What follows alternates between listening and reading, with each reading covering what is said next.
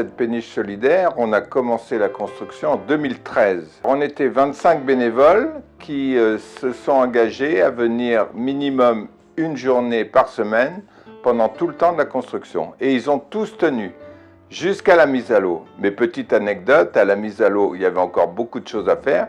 Il y en a les 3/4 qui ont disparu parce qu'ils pensaient que le bateau était fini parce qu'à l'eau. Quand je naviguais sur le voilier, j'ai emmené pas mal de personnes en difficulté. Et au moins 2 fois, je me souviens, la personne disjoncte en pleine mer, eh ben, c'est difficile à gérer, très difficile à gérer. Alors que sur les canaux, il y a toujours des écluses ou possibilité de débarquer la personne avec son éducateur.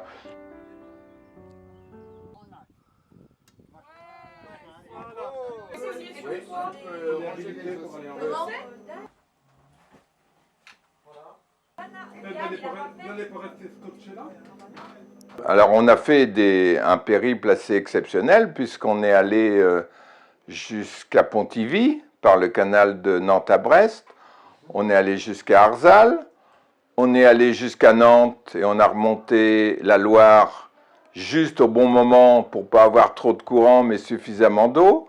Et on a navigué très longuement la première année en Mayenne et en Sarthe.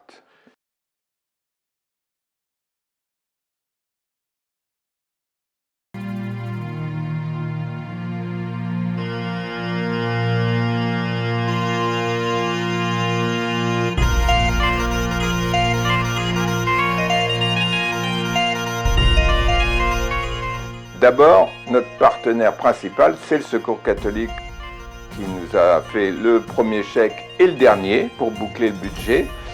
Et donc, ils sont prioritaires. Et l'année dernière, on a navigué 5 semaines avec le Secours catholique de Rennes et d'Angers. Et quand je dis 5 semaines, c'est à la journée en général, parce que c'est des personnes trop handicapées pour rester plusieurs jours. Et donc, ils viennent avec des animateurs ou des bénévoles pour la journée.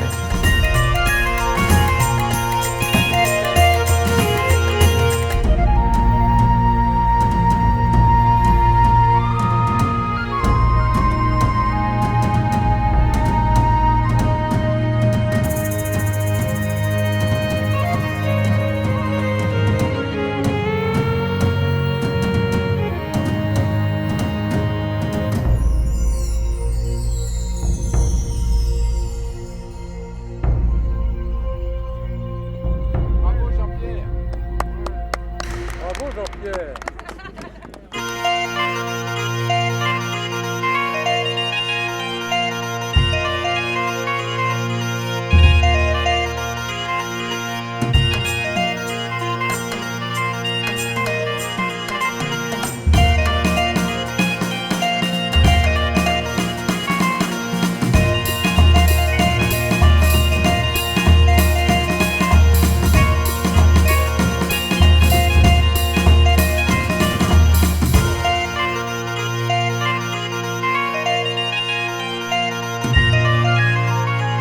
On voulait un bateau qui, d'un côté, soit solidaire, donc faire participer les gens à la construction, même s'ils étaient très handicapés.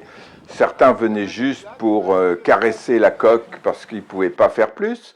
Et puis, on voulait aussi faire un bateau qui sorte un peu de l'ordinaire, qui soit innovant. Et donc, j'ai demandé l'aide d'un jeune architecte, Frédéric Neumann, à Saint-Nazaire, qui nous a fait une coque merveilleuse et pas lourde pour qu'on puisse prévoir une propulsion totalement électrique. 30% de la puissance électrique venant des panneaux solaires. Nous avons 750 kg de batterie lithium. Un tiers du budget du bateau est lié à la propulsion électrique. Rien que les batteries lithium, c'est 65 000 €.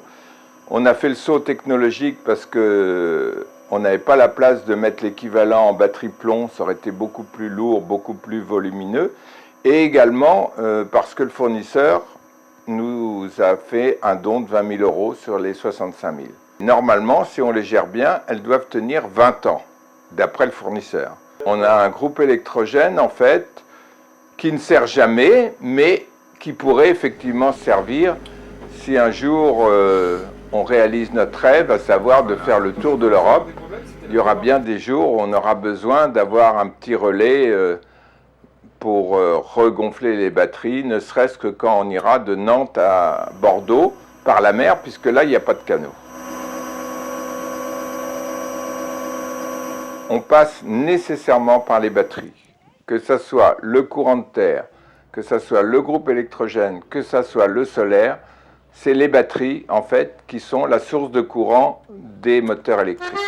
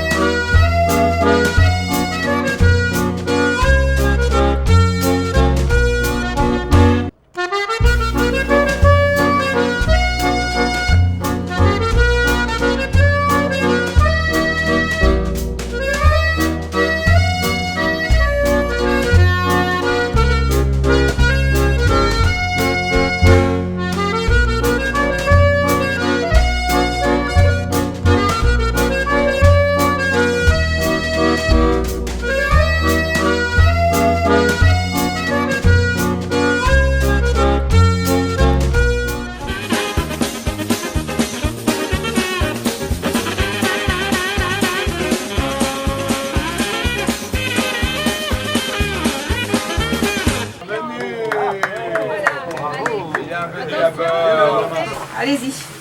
Comme ça? Oui, comme ça. Il faut que tu viennes de face. Alors. Voilà, canal 72.